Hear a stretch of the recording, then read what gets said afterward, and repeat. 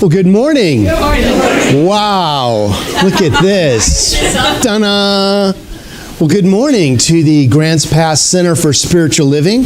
I'm Reverend Steve Van Meter, your senior minister. And here we are, October. Wow, don't you love it? Don't you are you loving it? This weather is like, Indian summer, they call it. It's like, wow, the rain is coming, but for right today, it's not here, so let's kick up our heels, right? Well, we are studying this month, Prosperity, Abundance, and Wealth. And today we're talking about substance and supply.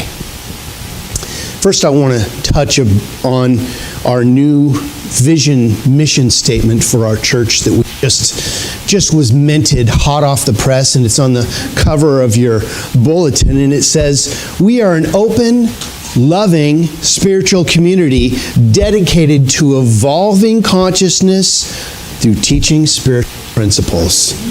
Yay, that's a mouthful. It's a mouthful, but it's what you guys came up with. We visioned, and it is done. And how powerful is that? So, Spirit has given the gift of life itself.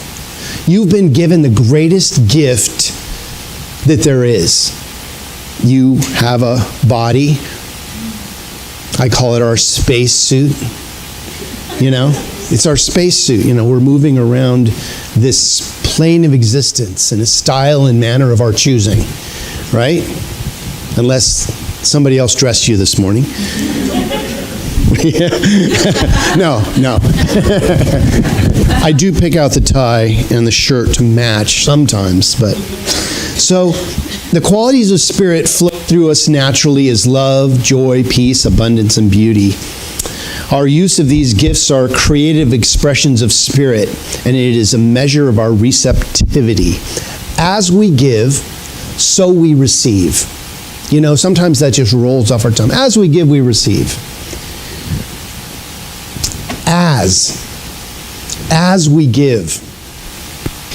That's the big catch word here, because it's the modality, the energetic as we give. If we give with trepidation or an expectation to receive, if we give with an attitude of unhappiness, then it is given to us in the same attitude.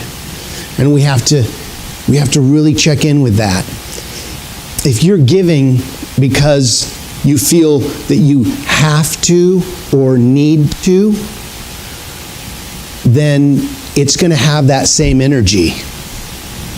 If you give love because you feel you have to, is it really love? Just asking. Science of Mind, page 42 says, "It is the nature of the universe to give us what we are able to take. It cannot give us more. It has given all. We have not yet accepted the greater gift." How much sunshine can the sun give you? All of it. It doesn't hold back. Oh, there's Reverend Steve. I'm going to hold back some sunshine today. Unless the clouds are there. But even if the clouds are there, the sun is still shining above the clouds. Right? How much good can we accept in our lives? It's up to us to decide how much good we can have. God is life, and life gives itself to us. It does not give some of itself, it gives all of itself. But the gift without a receiver cannot complete itself in the individual life. So let me ask you this. If someone gives you a gift and you don't receive it, to whom does the gift belong? So if someone gives you the gift of their attitude or their opinion, and you say, "No, thank you. That's not mine." It stays with them, the giver, right? Because you haven't accepted it. This is Wayne Dyer, one of his talks. It's very interesting that if we don't receive it, but so often somebody gives us a gift and we accept it full-heartedly, regardless of what it is, you know? But when God gives you the gift of life, we accept. I mean, apparently you did, or you wouldn't be here right now. But what we do with that is how we experience life. It is the mode in which we live our life that either prospers or makes it a challenge. And we each get to decide individually how that looks. If God gives all of itself to us and we don't accept God's gift, we go without. I like to say, if you don't go within, you go without. That's why I spend some time in meditation every day. I go within, because then I don't feel like I'm going without. If you are on a meditation schedule and you miss a day, it's like something's not right. You know, something's missing. You know, it's like not brushing your teeth, or it should be like that. And when you get in that modality of harmony in your life, and it only takes a few minutes, just a few minutes to reconnect with what you believe the power is. And that's your decision. You get to make up God however you choose it to be for you. We need to become more of what we do have. What we are not or do not have should never be our focus. You know, so often we're thinking about what we don't have or what we would like to experience rather than what we are experiencing, which is sometimes love that's right before us. But we want more, don't we? We want more. We want it to be different. You know, I remember one Christmas that I, as a little boy, you know, had these expectations of what Christmas should be. And at the end of Christmas morning, I was in my room crying, you know. And my dad said, "What's wrong? You got all this stuff." I thought, I wanted more. And he's like, "Let's make a little list of what we have," you know. He's like, you know, and I looked at this list. I was like, and it kind of changed my mind about where I was putting my attention. Here I was paying attention to these things that I hadn't gotten that I thought I should have. And once I saw the list, I was like, wow, I've got some pretty cool stuff here. As we give, we do receive, meaning that it is about the attitude we hold, the attitude that colors our experience. The universe operates through dynamic exchange. Giving and receiving are different aspects of the flow of energy in the universe. That's from Deepak Chopra, his 7 Spiritual Laws of Success.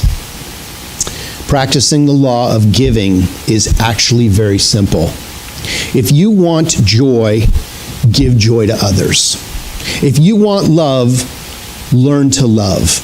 If you want attention and appreciation, learn to give appreciation and attention. If you want material affluence, help others to become materially affluent. See, that's the magic. Once we get into helping somebody else do something, we lose sight of what we don't have. The minute that you pour yourself into the greater good, the minute you become part of the greater good. You've always been that. You will always be that. But somehow we forgot. Just like me on Christmas. I was thinking about all the list of things that I hadn't got. And sometimes in life we do the same thing. So receptivity is the key. Pay attention to the good you already have received. Honor the gift and the giver of all gifts. Make a gratitude list for yourself. I like to do this every couple weeks.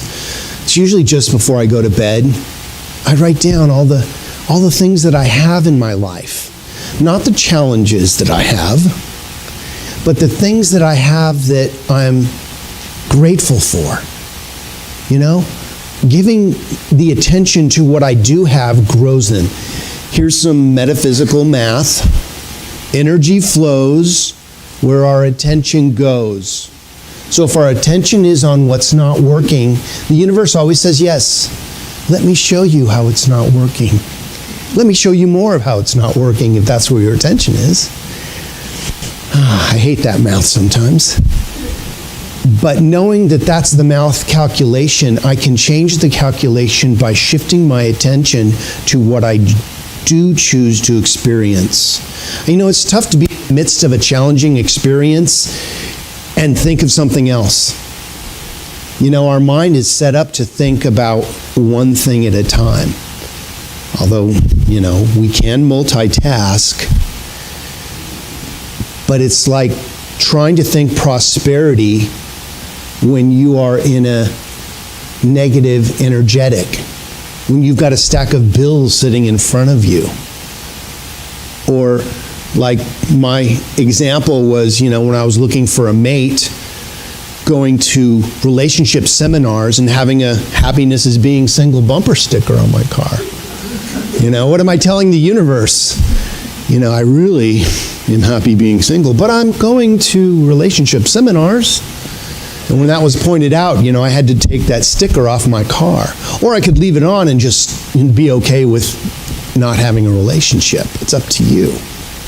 But you can't hold one energetic of lack and limitation and think that you should be receiving. Do you know what I'm saying? Because if it's done unto us as we believe, and we're in the mentality that we don't deserve it, or there's not enough to go around, the universe will say, yes, let me show you. Let me show you that. The earth offers gifts after gift. Life and the living of it, light and the return of it, the growing things, the roaring things, fire, nightmares, falling water and the wisdom of friends, forgiveness. My God, the gift of forgiveness, time, the ebbing and flowing of the tides. How does one gift be accepted when other gifts are being refused? Failing to notice a gift dishonors it, and it deflects the love of the giver. So, for the next month, anytime anyone offers you anything, say yes.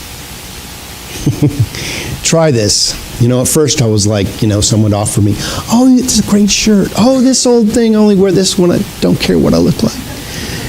Or, you know, oh, let me take you to lunch. Oh, no, I couldn't.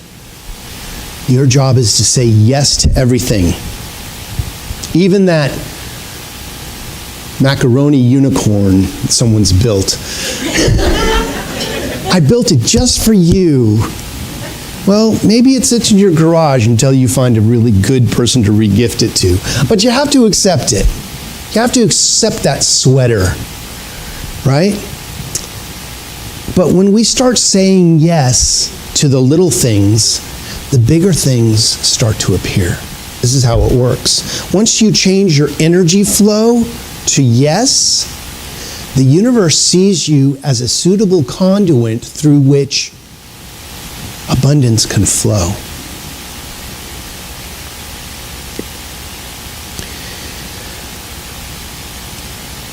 There are times when we feel less than honorable. And, you know, I mean, I'd like to say I always feel good, but it's, you know, some mornings I wake up and I don't. You know, for whatever reason, sometimes I default to negative. And I have to work to get back to the positive.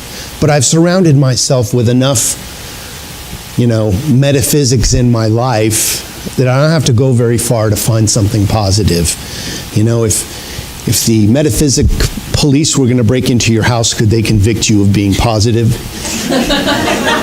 Oh, really? You know, I mean, you know, I'm just saying, we have to just watch our energetic. Watch what we pay attention to. Don't watch the news too much. And if you do, watch it with an entertainment value. Just go, isn't that interesting that they're doing that? That's so interesting. Wow. Because once we give it a color, it takes on that energetic. Why don't we just turn it off and send love to everyone, regardless? That's a tall order, I know. But that's what this world is in need of, really. We don't have a lack of love. We have a lack of distribution of love, don't we? We can generate enough love to change the consciousness in this room. We just have to always be thinking loving thoughts. The Bible says, "Prove me now, wherein, saith the Lord of hosts, if I will not open the windows of heaven and pour out a blessing, that there shall be not enough room to receive it." Malachi 3:10. Really? Really? Because I am opening. I am opening.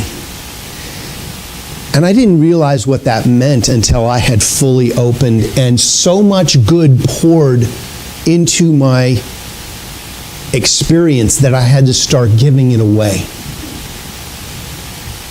Do you have an overflow of love? I bet you do. And if you don't, you know what? There's somebody else in your life that's overflowing all over you that you may not be able to see. Look at it differently. See it differently. Ernest Holmes says, "Perhaps things are better than they appear to be. It is as though the prophet is telling us that even the divine bounty itself, lavish and extravagant as it must be, awaits our acceptance of it." If we could just accept it, if we could just say yes to it all, that would change the as, and things would change in our life. So possibly we have been holding our bowl of acceptance and our chalice of life upside down. You ever hold your cup upside down and wonder why it's going all over the place? Turn it up, so that even the fruit and the wine of the Spirit cannot be poured into it, yet the window of heaven must forever be open. We must turn up our cup of acceptance. So if you're not feeling it, if you're not experiencing it, just imagine it. Imagine that your bills are paid, or that you are in perfect health, or that you're in loving relationships that work. This isn't to deny the challenge. It's not to give the challenge any more power. We need to change the direction of the energy. We need to turn it up. Turn it up. Turn your cup over and accept all that the infinite has bestowed on us. We're at choice all the time. We get to choose when something stands before us if we're going to accept it or not.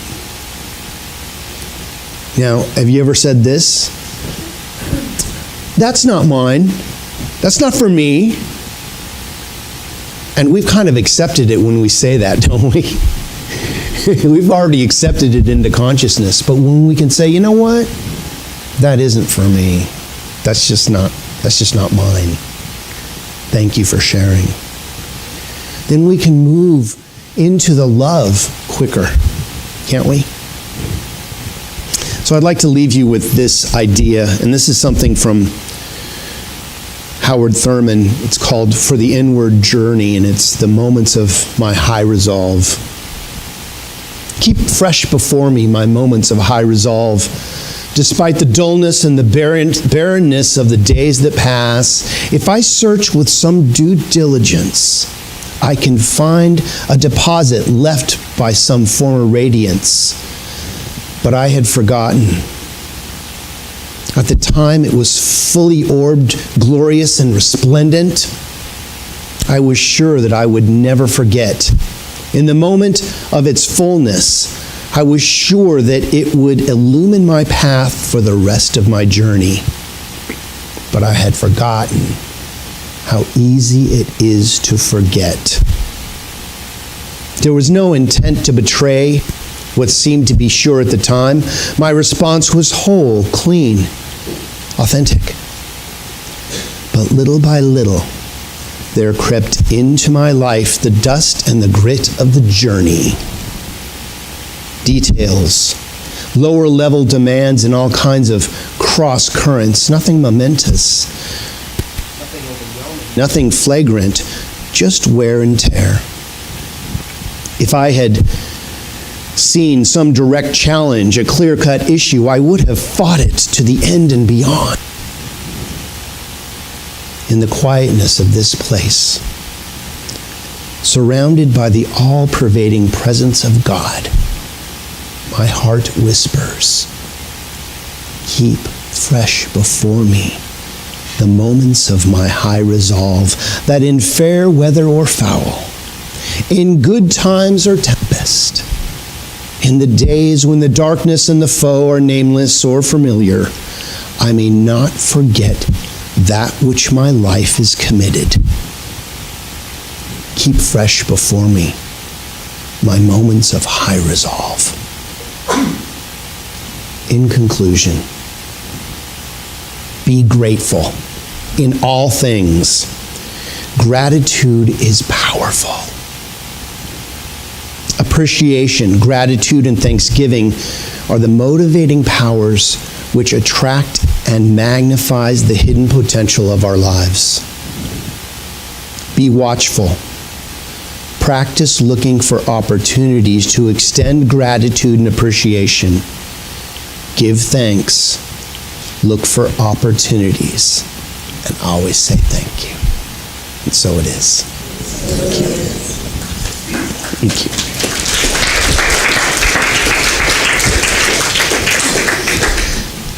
So it's time for our prayer. So if you'd like to close your eyes or take a soft focus on something in the room, let's go within and remember who we are. So just breathing in gently and letting your body exhale normally. I invite you to bring to mind what you believe the power is that created you. There is a power that is always on. It never sleeps. It never knows unforgiveness and is pure love itself.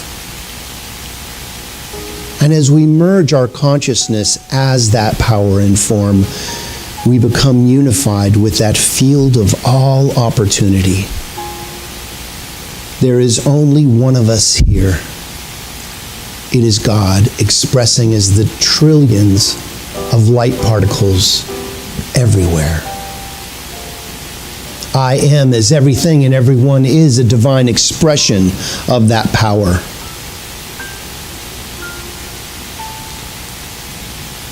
As such, I speak this prayer for anyone, anywhere who has ever asked for prayer, knowing that within that asking, the power of the universe has already rushed in and is now flipped to the on position where the miraculous energy of healing and revealing the truth is now magnified. Something wonderful is happening by means of each one of us. Wherever there may have been the appearance of a lack, there is now the flood of love, the flood of understanding and of peace and of harmony. Speaking a word about anyone, anywhere who has ever asked for prayer, be it written or verbal or typed or perhaps in the subconscious regions of the mind where we just said, God, help me. I know that that power is active and is doing what it needs to do right here and right now in every situation, being health, happiness, relationships, creative expression, wealth, abundance. Something is shifting. There is movement everywhere all the time. And as we move into that movement, we are moved at depth. A new idea, a connection is made. And in that, the healing and revealing of truth automatically happens. And for this, we are so blessed. We give great thanks right here and right now for the blessings of the universe, for life itself expressing constantly, for the love that we share among our family and friends and everyone. We are so blessed. So we let go of this prayer, releasing it directly into that living, loving law of the universe where it returns to us fully orbed and resplendent. For something wonderful is happening by means of each one of us right here, right now, as we affirm it together by saying, and so it is. Amen.